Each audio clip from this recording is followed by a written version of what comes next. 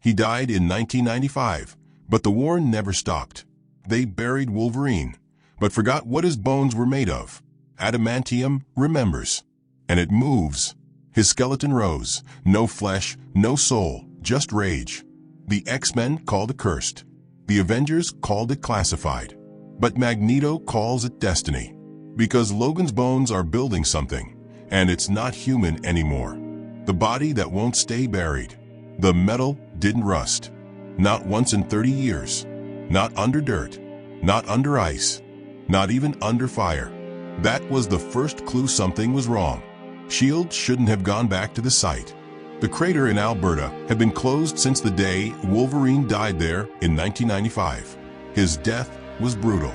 No one could retrieve the body. Only adamantium was left behind, tangled in carbon and blood, still warm when the last satellite scanned it. The files were locked. Nick Fury marked the site forever sealed. But S.H.I.E.L.D. forgot how hungry secrets can get. They sent a retrieval drone in 2025. Quiet, unmanned, camouflaged. It dropped below the ice shelf. The sensors lit up.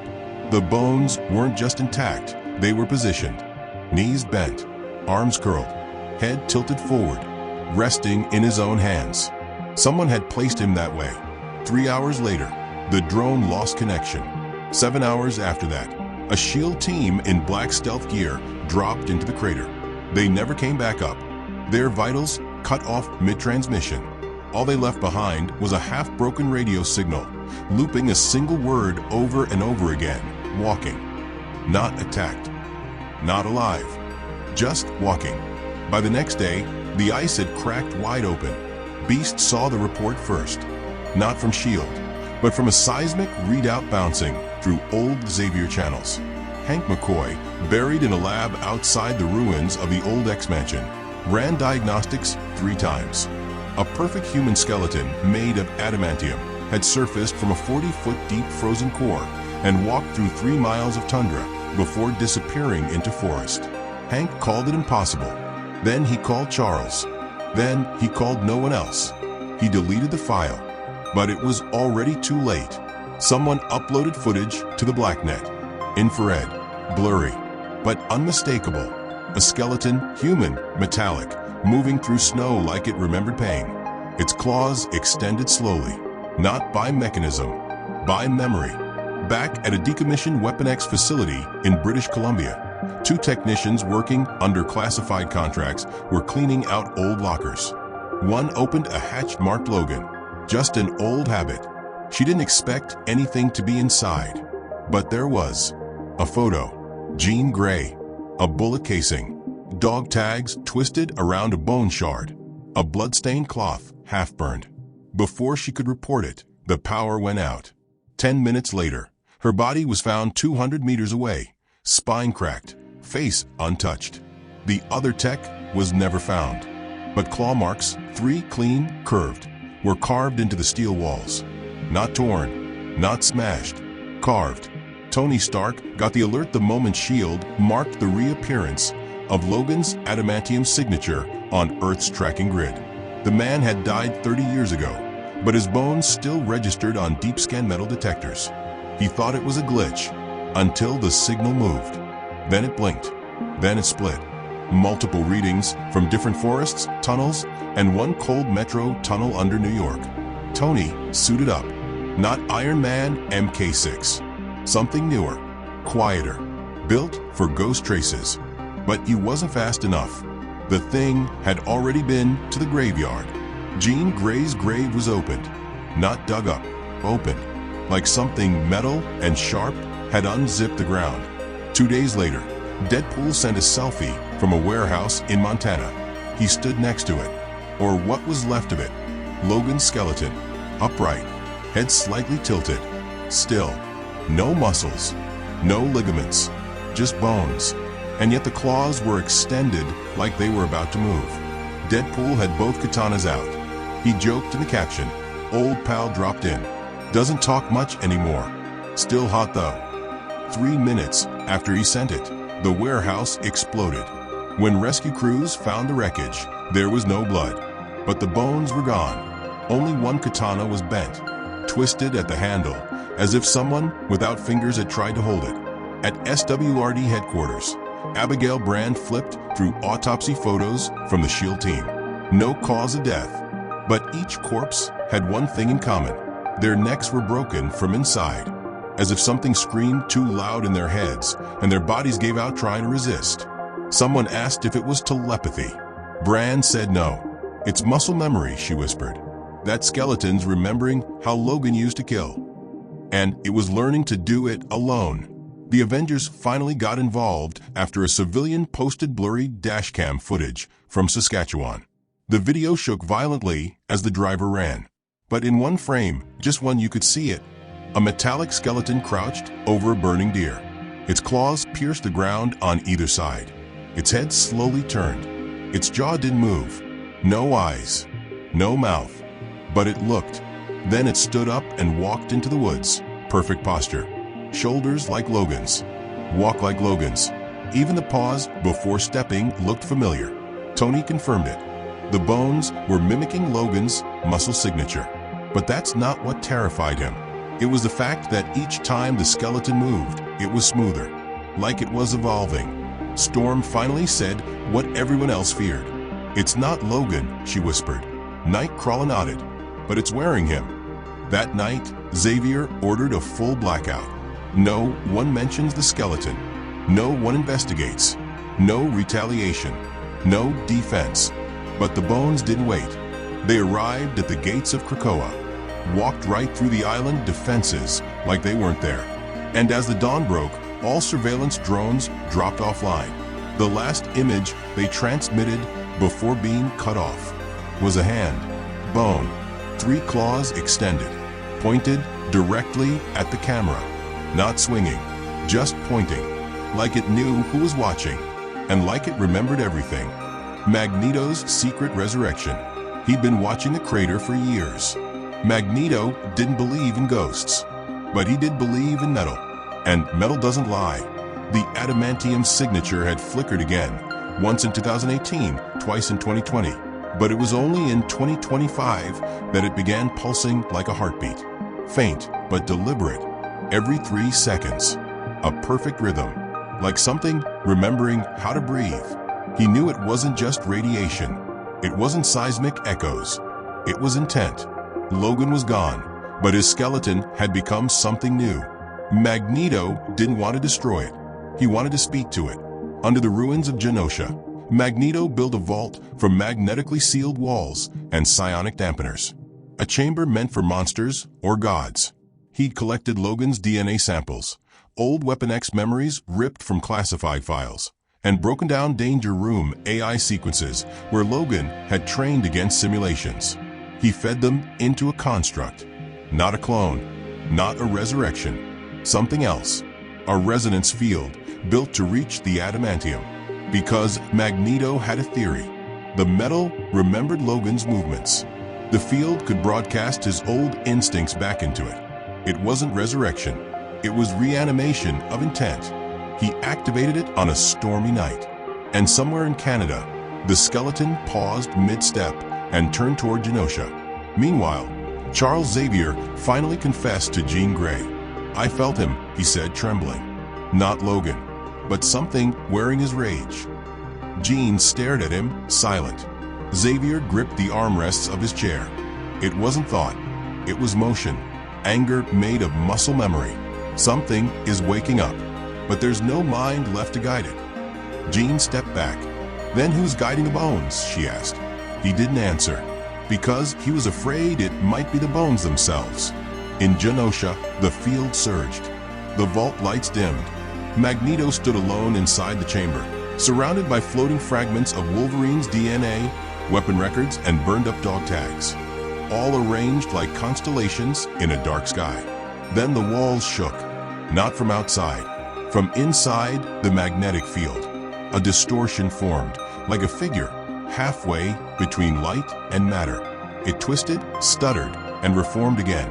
Then a voice, scratchy, unnatural, like a dying radio. Where is she? Magneto froze. That voice wasn't Logan's. It was his bones trying to remember Logan's voice. He shut the system down immediately. The lights returned. The field didn't. The construct was gone. But something else had awakened. Hours later, Cyclops received a distress beacon from Magneto's coordinates. Mutant lifelines were vanishing from the outskirts of Genosha. A security drone showed the truth. The Adamantium skeleton had arrived. No boat, no ship, just bones standing at the Genoshan shore as metal debris rose up around it, not repelled by Magneto, but following the skeleton's gravity. It was controlling metal like Magneto did. Only no one knew how. Magneto confronted it. The island sky turned blood red as storms crackled behind him. Lightning curved around his cape. He raised both hands. "Logan, is that you?" No answer. The bones took one step. Magneto narrowed his eyes. "You are not a ghost, and you are not a clone, but you are listening." The skeleton tilted its head. The claws slid out. Magneto didn't flinch. He raised a metallic pillar and launched it like a spear. The bones dodged it, not with speed, with timing, like they remembered how Logan used to move. Then they leapt. Metal shrieked. Magneto tried to catch the bones midair with an electromagnetic pulse, but the skeleton had changed. It had added something.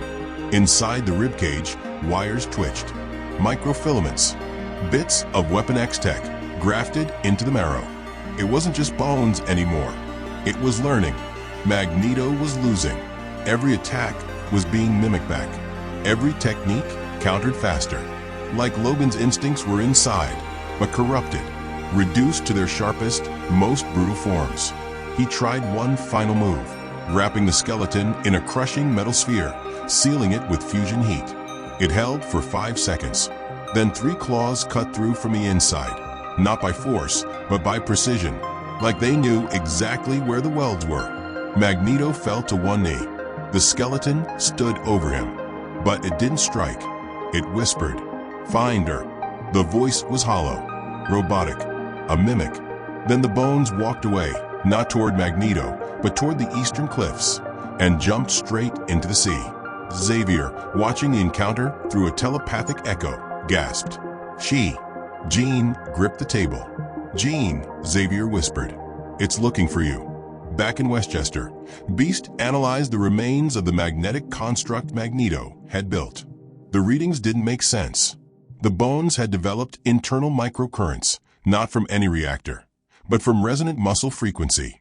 Like the nervous system had rebooted itself, using only the echo of Logan's training. But Beast found something worse. A signature inside the bones. A new element mixed with the adamantium. Something Weapon X never added. Something ancient. And it was rewriting the bones from the inside, turning Logan's skeleton into a host. The X-Men called an emergency war table. Cyclops wanted to hunt the skeleton down. Jean refused. Storm wanted to protect Krakoa. Nightcrawler argued it was too late. Wolverine's bones weren't just a weapon. They were calling out, and something in the world was answering back. 2 days later, an oil rig off the coast of Iceland vanished. Satellite footage showed a metallic figure rising from the water, claws out, glowing red between the joints. The skeleton walked straight into the main deck. No blood, no bullets, no fire. Only one survivor. When S.H.I.E.L.D. interrogated him, he said one thing before going silent. It was him. He touched his chest, but there was something inside, something that wasn't Logan. And then he collapsed. His veins had turned silver. It didn't speak, it didn't bleed, and it didn't stop. Weapon X was always a name soaked in pain, but what crawled out of the ocean was something different. Not man, not mutant, not machine. Just memory wrapped in adamantium. The bones of Wolverine, still moving, still learning, and now killing. They came for it at sunrise. S.H.I.E.L.D. dropped a containment unit onto a remote field in Nova Scotia. Vibranium mesh, sonic disruptors, EMP shields. A full team of enhanced agents, each trained in mutant and non-mutant combat. They surrounded it. The skeleton didn't flinch. It didn't even react, until one of them said the name, Logan. Then the claws extended. Not fast. Clean. Like they'd been waiting for that word. The skeleton moved like liquid death. Sliced through sonic barriers. Walked through shock rounds. Cut through two armored soldiers before they could blink. But it didn't just kill. It dissected. Each attack precise. Non-lethal to start, then shifted to lethal. As if it was running tests. As if it was trying to remember what it was built for.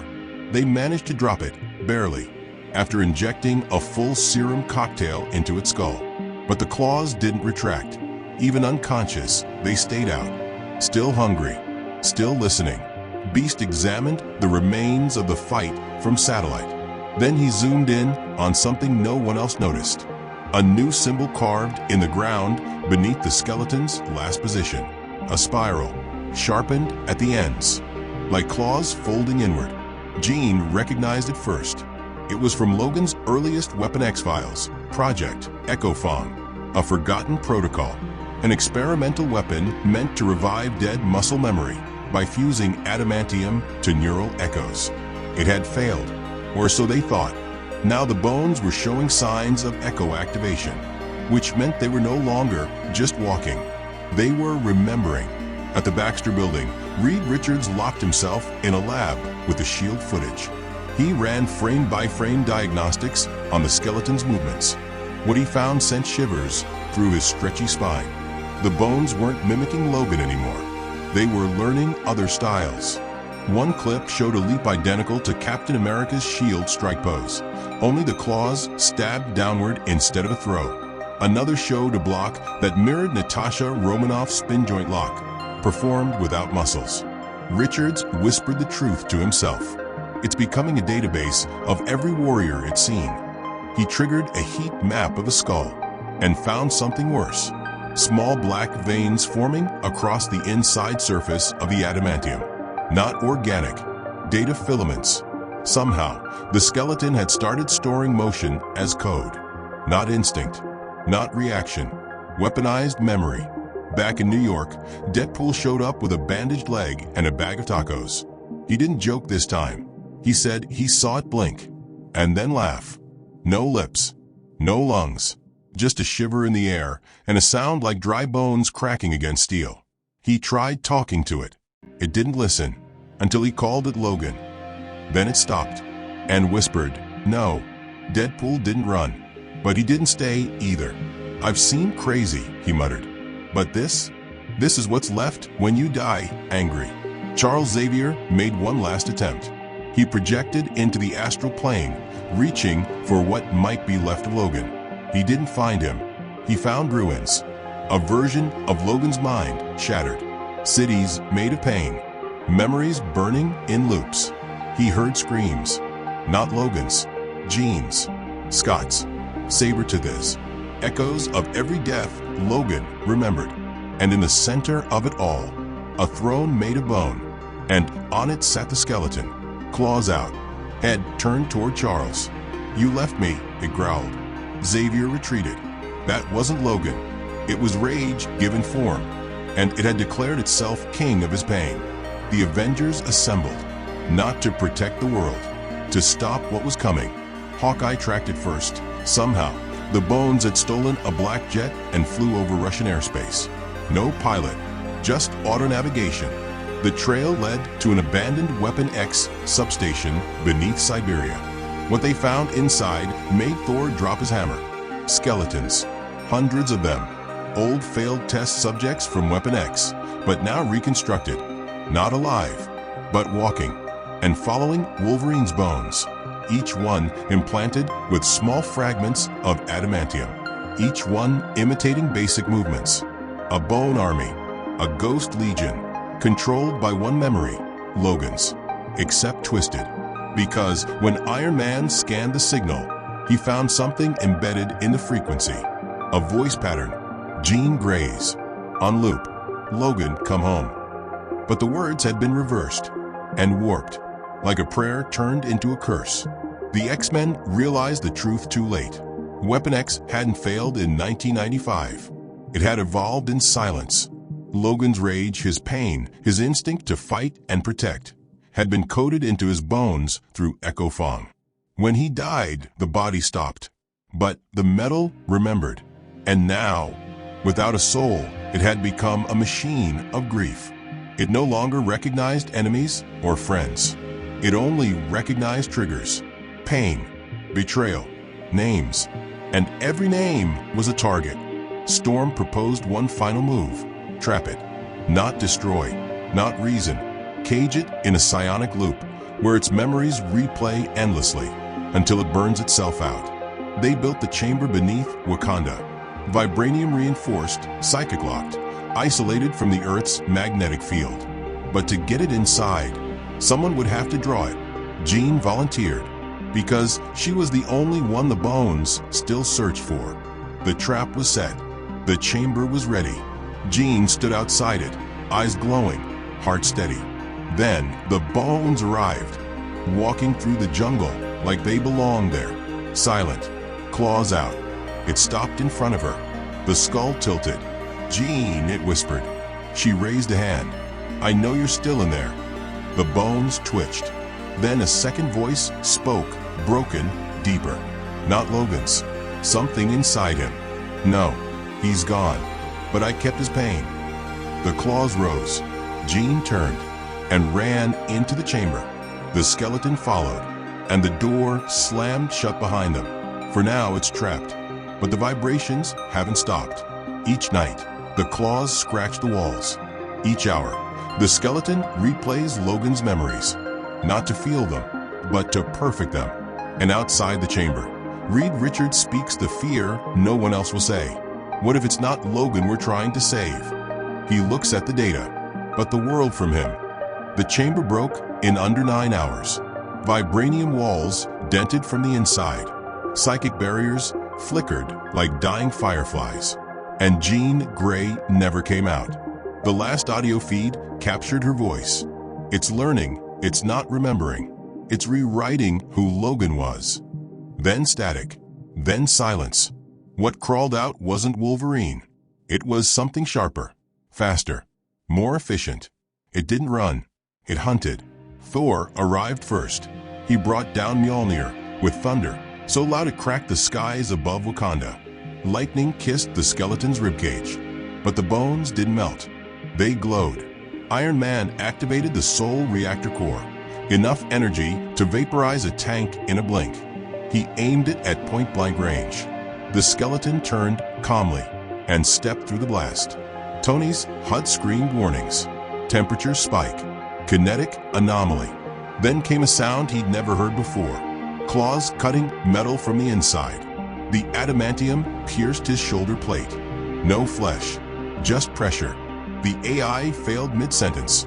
When Tony crashed into the dirt, he looked up and whispered, "That's not Logan.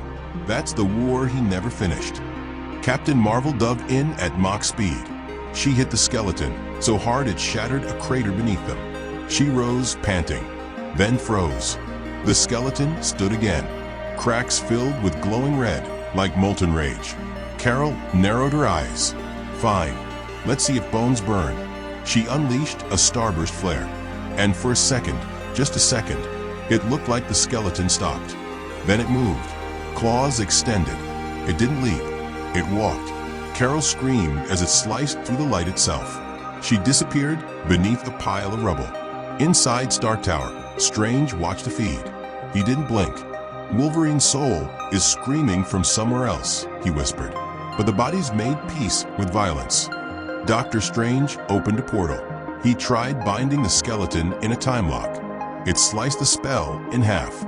Not the shield, the spell. A clean rupture through space-time. Wong gasped, "That shouldn't be possible." Strange answered, "Neither should walking bones." The Hulk arrived last. He wasn't Bruce this time.